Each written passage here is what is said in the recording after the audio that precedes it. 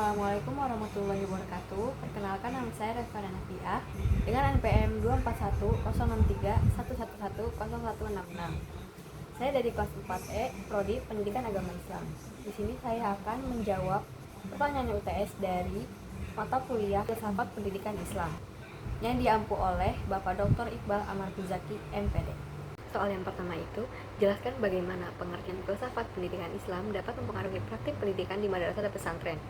Kemudian, berikan contoh konkret dari pengalaman Anda atau observasi di lapangan. Jawabannya, filsafat pendidikan Islam adalah kajian mendalam tentang hakikat, tujuan, nilai, dan metode pendidikan berdasarkan pandangan Islam. Nah, filsafat pendidikan Islam ini juga menjadi landasan filosofis yang menjadikan pendidikan bukan cuma sekedar hanya mentransfer ilmu aja, tapi juga sebagai pembentukan akhlak dan kesiapan hidup di dunia dan di akhirat. Kemudian pengaruh filsafat pendidikan Islam terhadap praktik pendidikan di madrasah dan pesantren. Nah, jadi pengaruhnya itu ada dalam tujuan pendidikan, metode pembelajaran, dan pada peran gurunya.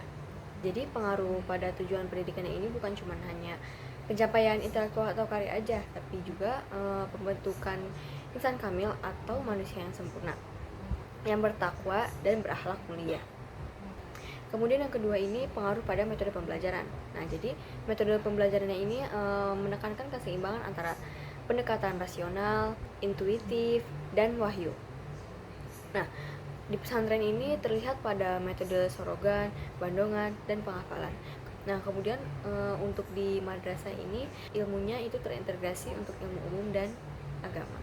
Nah, contoh konkretnya ini untuk di pesantren, pendidikannya itu atau belajar mengajarnya itu nggak berhenti di kelas aja, tapi juga dalam kegiatan asrama. Jadi para peserta didik ini juga berinteraksi dengan kiai atau ustadzah-ustadzahnya yang akan membentuk karakter dan kedisiplinan dari peserta didik tersebut. Kemudian untuk di madrasah ini pelajaran seperti akidah akhlak atau fikih bisa menjadi landasan moral dalam mempelajari ilmu pengetahuan alam dan sosial.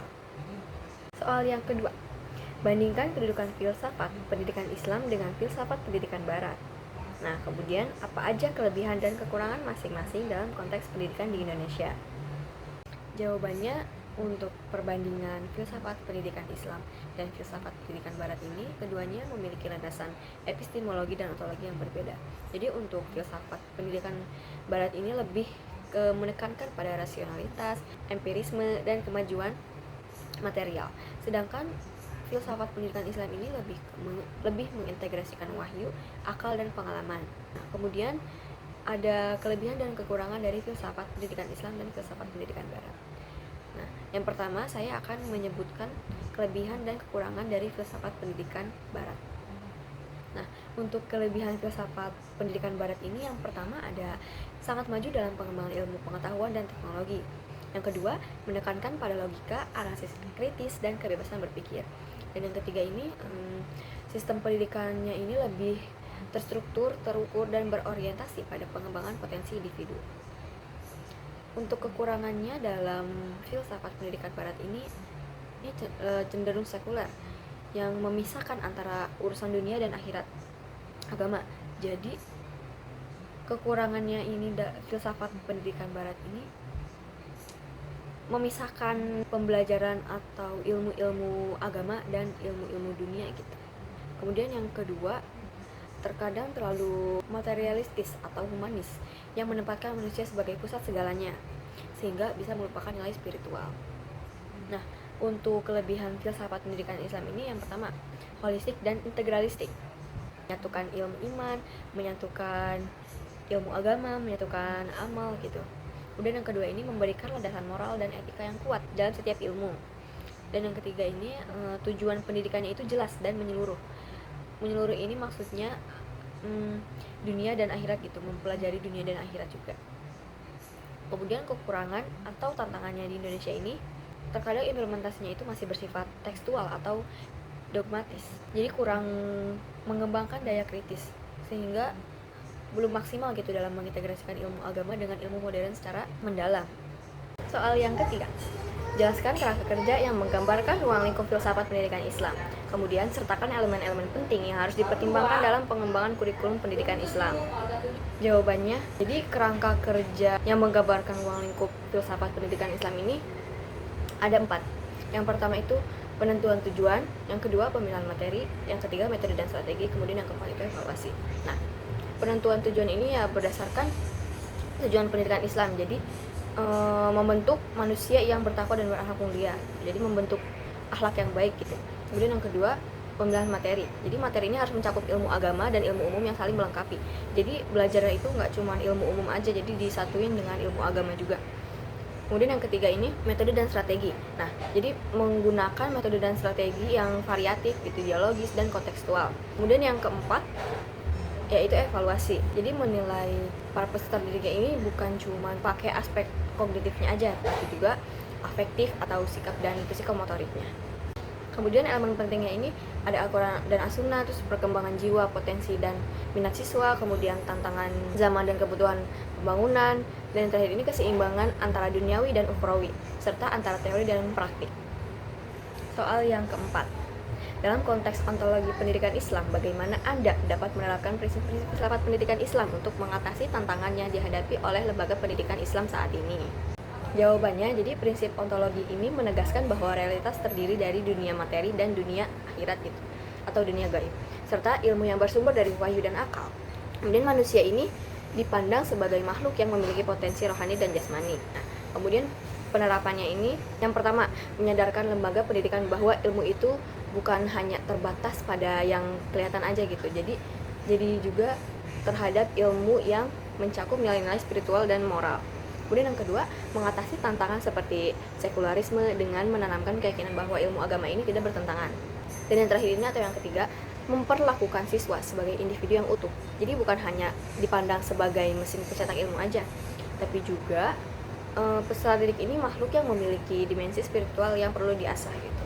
Soal yang kelima, jelaskan urgensi epistemologi pendidikan Islam. Kemudian bagaimana hal ini dapat berkontribusi pada pembentukan masyarakat yang lebih baik. Jawabannya, jadi urgensi ini dapat memberikan landasan bahwa sumber ilmu dalam Islam itu ada 3, yaitu yang pertama wahyu, akal, dan yang ketiga ini indera atau pengalaman. Nah, jadi dari 3 hal tersebut ini menjamin kebenaran ilmu yang tidak hanya rasional, tapi juga bernilai ilahi. Nah, kemudian bagaimana hal ini dapat berkontribusi pada pembentukan masyarakat yang lebih baik? Jadi kontribusinya itu ada yang pertama, mencegah penyimpanan ilmu yang hanya berorientasi materi. Kemudian yang kedua, membentuk masyarakat yang berilmu dan beriman sehingga kemajuan yang dicapai membawa berkah dan keadilan, bukan kerusakan.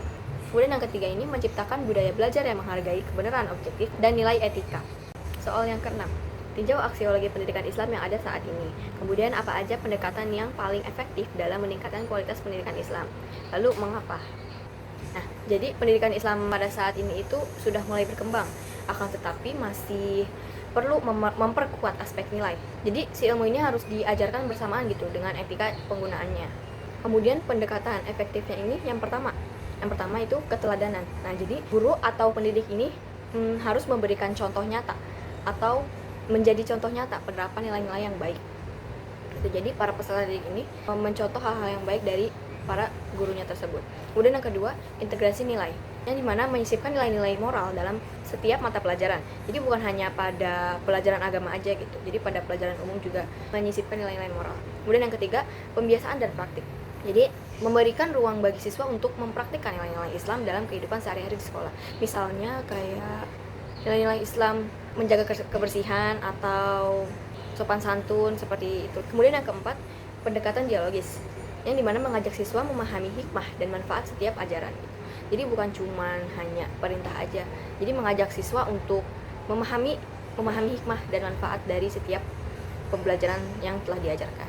Soal yang ketujuh, jelaskan rancangan program pendidikan yang akan Anda buat dan mengintegrasikan hakikat manusia dan hakikat pendidikan dalam konteks pendidikan Islam. Kemudian apa saja komponen utama yang harus ada dalam program tersebut? Jawabannya, jadi program pendidikan ini harus mengakomodasi hakikat manusia sebagai pemimpin di bumi gitu, dan sebagai hamba Allah. Jadi pendidikan ini harus mengembangkan kemampuan mengawali dunia sekaligus memperkuat hubungan dengan Allah Subhanahu wa taala atau Sang Pencipta.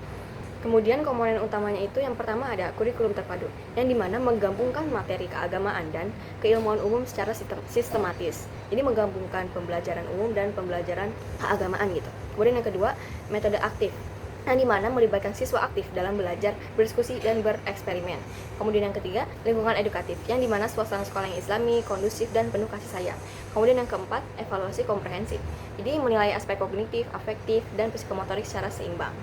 Soal yang ke-8, dalam konteks demokratis pendidikan, bagaimana Anda melihat peran filsafat pendidikan Islam dalam menciptakan sistem pendidikan yang inklusif dan adil?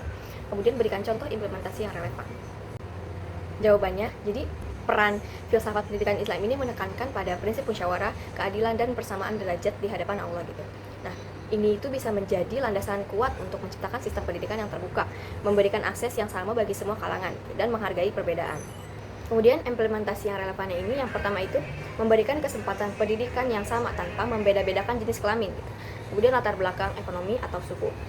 Kemudian yang kedua, menerapkan sistem pengambilan keputusan di sekolah yang melibatkan guru, siswa, dan komite sekolah atau menggunakan prinsip musyawarah gitu. Kemudian yang terakhir ini, menerima siswa dengan beragam kemampuan, termasuk yang berkebutuhan khusus dengan pendekatan yang humanis dan ramah, sesuai ajaran Islam yang menekankan kasih sayang dan toleransi. Baik, mungkin itu saja yang dapat saya sampaikan. Mohon maaf apabila ada salah kata, dan terima kasih. Sekian, wassalamualaikum warahmatullahi wabarakatuh.